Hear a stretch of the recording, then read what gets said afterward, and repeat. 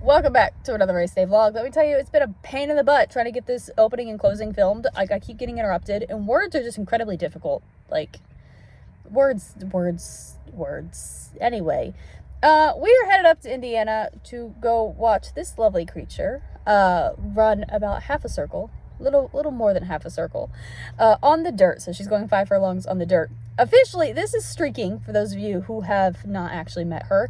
I think the last time I introduced her was just Little Rue. Fun fact for those of you who don't know, obviously they have like their official name, right? Their registered name, that's the name that we give them for racing, for everything. That is like their legal name. But we typically don't name most of our horses until they're late yearling, 2-year-old year. So basically between the time they are babies until they get their name, they are just called their mother's name. And then the year that they are born is typically tagged after it for like any paperwork. And so for this case, like occasionally we'll give nicknames out to certain horses. I typically say if they've gotten a nickname, it's typically not for a good thing. As in right now, we have our nicknames are Crab, because he looks like a crab, and Glue Stick, because she kicked me and I was mad and I threatened to turn her into an arts and crafts thing. So that, you know, if they have a nickname at this point, it's typically not a good nickname.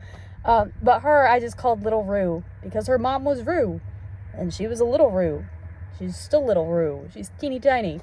Anyway, so yeah, so now she has a big kid name because she gets to do big kid things. Anyway, so like I said, Indiana, 5 furlongs on the dirt. This is her very first start. And the thing with first races, debuts, like you want it to be a good learning experience. Okay, listen, if they win, if they're second, if they're third, yeah, that's awesome. It's phenomenal. But really, you're kind of hoping, and like, don't get me wrong, we all kind of come in like, oh, wouldn't it be nice if we win first time out? We all do it. There's no lying there. We all do it. But really, we just kind of want a good trip, a good debut, a good experience, right?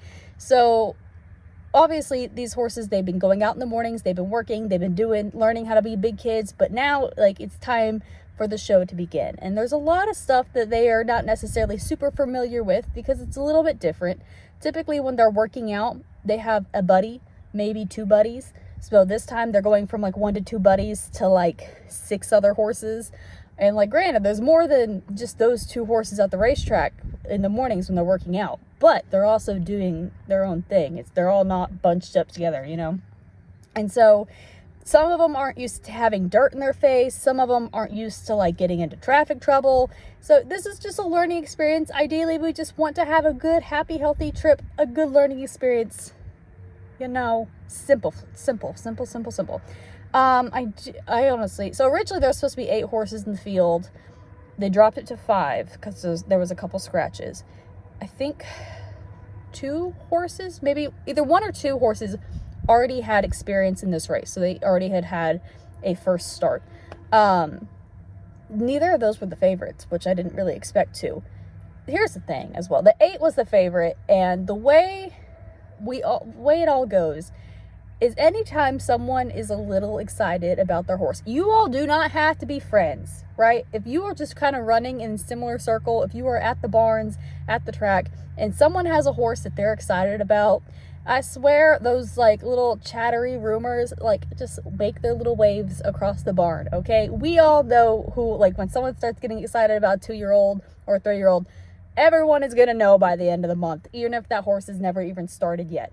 And so in this case, the 8, we had already kind of heard a little bit of like rumbling about her. So because they were pretty high on her. They're also really high. That same owner and breeder trainer combination, or well, actually no. The same owner, because we bred the horse, but they bought him. The same owner and trainer combination have another horse that they are also really excited about. And I mean, like, they haven't shut up about them. They're like, I don't think you understand. We're honestly a little scared with how nice this horse is. So, like, we hear the rumblings of, like, of a potential newcomer that is showing interest. And this filly, she went off as, like, the heavy favorite, which shows that, like, everyone kind of knew, hey, she's got something that's supposed to be really cool. So really, the 8 was kind of the horse to beat. And we were just hoping for a nice clean trip and hoping that the rain would hold off, because the thunderstorms, the race was at 3:12 and the thunderstorms were supposed to roll in at 3:30. And so we were like, all right, let's go before the storm. That was the whole game plan. Have a good clean trip, get out there before the storms. And if we win, that would be really awesome. But the 8 is really tough to beat. Fabulous. Anyway, let's take an adventure to Indiana before I continue to ramble nonsense even more.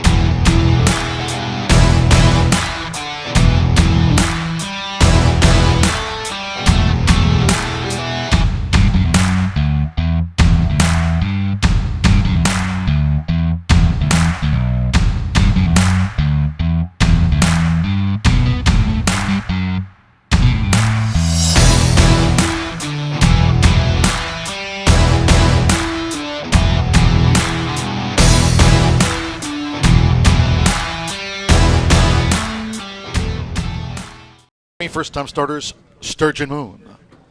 Favorite Special Creed and Fancy Prance, our first 2 winners. They're in the gate.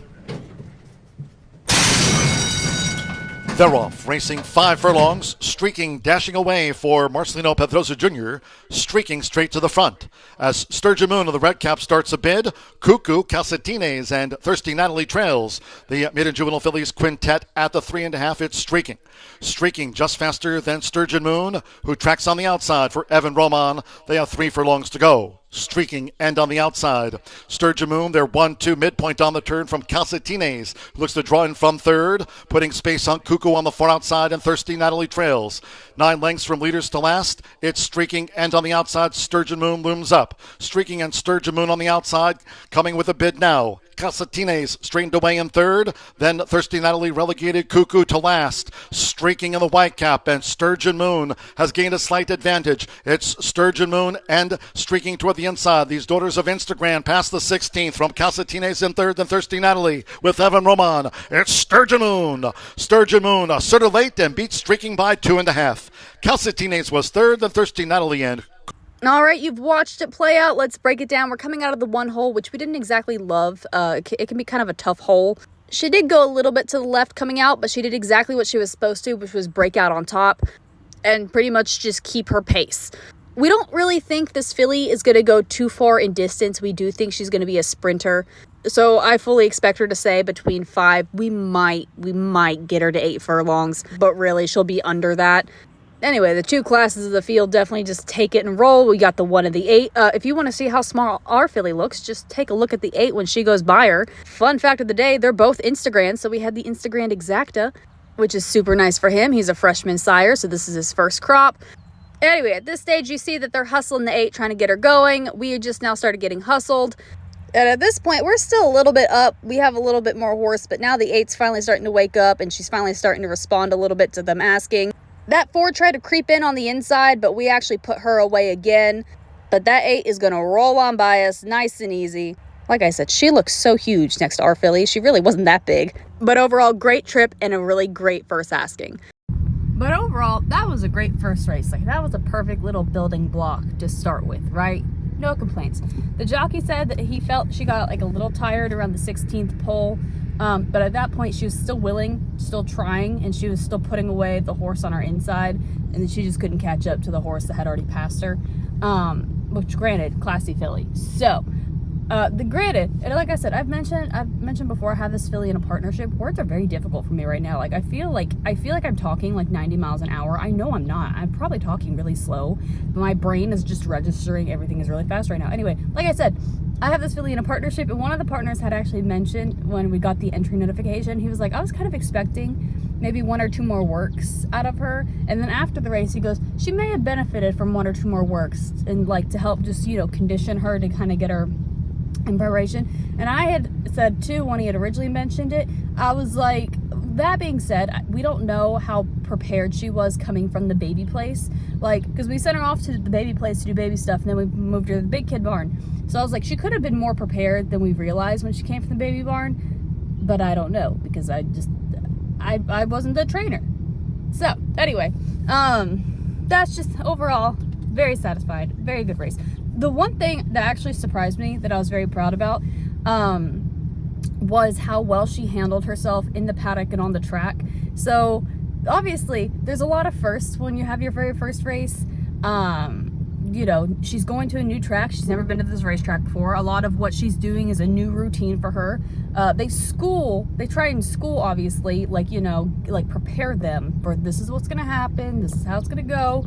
But, you know, when it's game day, it's still a little different. So there's a lot of new for them. And she is a filly that obviously I'm really lucky in the fact that most of my racehorses I've had literally since they were in utero. And so she's one that she has always been a little bit of a tough filly. She's always kind of very much been strong. I want to be a strong, independent woman. And we're kind of like, that's great. That's fine. You still have to let us do this one particular tiny thing that will take 0.2 seconds. I swear it's going to make life. And she's like, no. I do it myself. You can't do this to yourself. You don't have opposable thumbs. She lives in her own world, and we kind of just have to work around her. She's always been like that. And there's some things that are just non-negotiable. Like, she hated the farrier. Like, we do our farriers, like, depending on when they're born, right? They'll see their first farrier at 2 to 3 weeks old, right? Day 1, the first day she met that farrier, you could see in her freaking eyeball. Just because we always walk them down and back so we can see how they're tracking. So if we need to make any adjustments, we can. Well, this son of a guy, she walked down and she walked back, and you could see her look at the farrier, look at her up, and she was like, you and me, bud, it's go time. And let me tell you, she made us work. Like, we don't just throw them out to the universe and say, good luck, you're on your own to our farrier. No, like, we work with them every day. We pick their feet, we brush their legs, you know. And like with the tougher fillies, we'll even take the rasp, and like we won't rasp them ourselves, but we'll like attempt to like mimic the noise with our thumbnail, or like we'll try to like just pat them on the foot, like just get them used to be like, hey, you know, it's fine. And she was great with us, never a problem with us. But as soon as she saw my farrier, she's like, it's go time. I'm like, stop it, he's nice to you, he's never done anything wrong to you. She's like, he touched my feet. And I was like, granted, by the end of her yearling year, she was finally like, okay, fine, he can touch my feet. So like, she's workable, but there's just some random stuff that, like, you know, you gotta work around her. And I asked about that when we were down there, because I was really surprised. I was like, she's handling everything really well. And they told me, they're like, she does everything really well at the track. Every once in a while, there's like one random thing that she's just like, no. And we just kind of like, okay, like, she's not the biggest fan of the pony. She doesn't mind the pony, but they just said, they're like, you can't walk her with the pony. The pony just has to be next to her. Then they're just like, we'll do, like, if she eventually lets us do it, okay, cool, fine. But for now, the pony just vibes next to her, not on her. And we're just like, yeah. So I was really satisfied that she handled everything well, and that she seemed, she still seems to be a little bit of a, I do what I want and this is how it's gonna go filly, which is fine. We just work around it. It's how it goes, man. Very unlike Mikasa. Mikasa's just a go with the flow. Everything's super easy, and then she's just like, it's my world, you're living in it. It's fine. We will make that work. Anyway, so overall, very satisfied. Very proud of her. She did great. They said she cooled out and walked out great. They said she got into the barn afterwards, and she was like, I did good, didn't I? And everyone's like, yes, you did wonderful. So they said, loosely, the plan would be, we'll probably, depending how she comes back and everything, so obviously a couple of days takes time. I'm already sweating, and it is like 8 a.m. They said, depending on how she comes out of the race and everything, and how well and how pumped up she is, we will maybe see her back at Indiana. Well, we'll probably see her back at Indiana, because I think Churchill closes soon. So we'll probably see her in Indiana on the dirt again, going 5 furlongs. She's one I wouldn't be opposed to seeing on the turf. Did I keep my headphones? Yes, I did. Because it would be something of interest to see her on the turf, but I think we're gonna go back on the dirt. There's no obvious reason right now to like switch her up. And then my train of thought has left the station. Okay, so I'll go back. She'll be back in Indiana. She'll go 5 furlongs on the dirt. They said it will probably be about 4-ish weeks, maybe 5 or 6, kind of depending on how she's doing. They said they'll probably sneak another work in on her. A lot of it kind of also depends on how the races draw. I had mentioned in the last video that we have a thing called a condition book, and sometimes things will go and sometimes they don't go. And so a lot of times we're just we have our game plan of what we like, like the trainer has their game plan of what they like to do with their horse, right? Like they're like, this is my plan. My horse should be ready about this time. Let's see what's ready around this time that fits them. And then sometimes we either have to do a little later or do a little earlier if we just aren't lucky and there's nothing in our exact time span, you know. Anyway, my brain, I don't know. It's like running really fast and then like stops and like stalls and then it goes again right now. I think I need a nap. It's too early. I don't have enough coffee. That being said, race week is not over. No, I've got one more race to go to this weekend because they didn't let the race go. I could have had a double hitter, man. Could have just gone 2 in one day. How dare they? Anyway, we're going back up to Indiana on Saturday to watch Mikasa run, and she's going to be going 5 furlongs on the turf. That being said, I think it's supposed to rain Saturday. Yes, it's Saturday. The race is Saturday. I think she's supposed to rain Saturday. So if that's the case, there's a good chance that the race will come off the turf and onto the dirt. If that's the case, I'm gonna suggest just go ahead and run in the mud anyway, because it's not uncommon that when they scratch them from the turf, you have a whole bunch of horses that scratch because they're like, I only run on the turf, I don't like the mud. And so then you go from like a field of like 10 to like a field of like 5, and it's like, yes, easier competition. And she could use one. Let me tell you, every time this filly has gotten into a race, she draws a tough field, and I'm just like, me and my little $2,000 filly against all these $200,000 horses. Stop it. Give me a break. But no. So yeah, hopefully that is the plan. Go up to Indiana Saturday. She's supposed to be on the turf. If it rains, it'll probably come off, and I'll recommend still running her anyway. Fabulous. Okay, cool. I'm going to go chug more coffee and then go back to cleaning stalls. I cheated. I was doing the boys. It's currently stall cleaning time, but I had to go check babies for umbilical hernias because sometimes they have that all horses, anything that was born and has shot out and had an umbilical, they have a belly button, right? And so sometimes it happens in multiple species, but sometimes with horses, their little belly button will just be like a little out like this, and you'll have basically you'll have the intestines just vibing in this little pocket. And so some of them are small enough where you can just shove your finger in a couple times a day and just encourage it to stay up there, and eventually when it closes and heals, their stuff will be up there. But other times we have to take a little band and we'll flip them on their back so that everything goes down inside, and we'll with a couple bands, like the little goat bands when they snip, and we'll band their little bellies, and that's just how they vibe, and everything heals and stays inside where it's supposed to be. So much fun. I'm sure none of that made sense. Hopefully it did. Again, my brain. Anyway, so that was my excuse of finally getting this recorded, because it's taken me 3 days to do everything.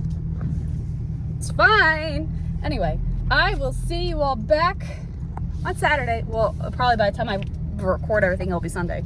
But anyway, we have a race on Saturday. So overall, great first race for Little Rue.